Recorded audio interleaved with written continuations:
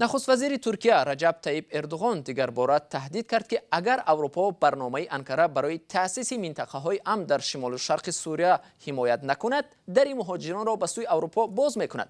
او در این باره روز 26 اکتبر در استانبول سخن گفت. ترکیه تقریباً 3,600,000 پناهجو از سوریه و عراق را میزبانی میکند که از جنگ 8 ساله گریختند.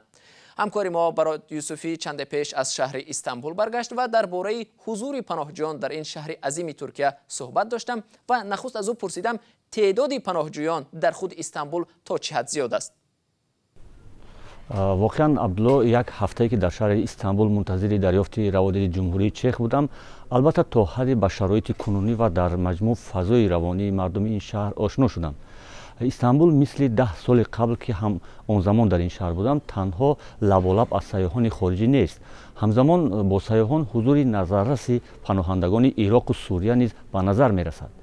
در چند نقطه ثبت نام برای دریافت پناهندگان از صبح بروقت نوبت‌پایی صدها پناهجو را مشاهده کردم. مخصوصا هنگام حضور در میدان مرکزی تقسیم و اطراف آن تصور میکنید که در کدام یک کشور عربی هستید. حتی دهلیز دکان و آشخانه‌ها در مرکز استانبول با زبان عربی شما را به وارد شدن و دکانشان دعوت میکنند. مناسبت مردم عادی شهر با مهاجران چگونه است؟ بله، در مقایسه با 10 سال قبل احساس کردم که مردم عادی عصبانی هستند.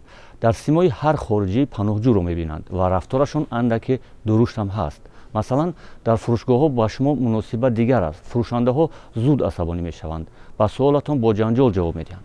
با یک همراه خودی من در چندین فروشگاه و مرکزها چنین مناسبت کردند، هرچند بعد شکایت به یکی از مدیران مغازه از ما عذر پرسیدند و گفتند که کارمند جوان است و سابقه ندارد. از خود مردم و یا تاجیکانی که آنجا کار میکنند پرسیدید که سبب‌های عصبانیت چیست؟ حضور پناهندگان یا چیزی دیگر؟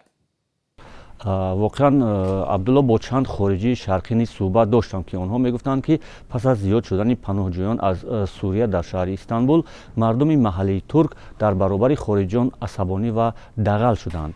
با گفته آنها یکی از سبب‌های فرمان عملیات در مناطق مرزی سوریه که رجب طیب اردوغان رئیس جمهور این کشور می‌خواهد میلیون‌ها پناهنده را آنجا برد، ناراضگی مردم است که او را زیر فشار گذاشته است.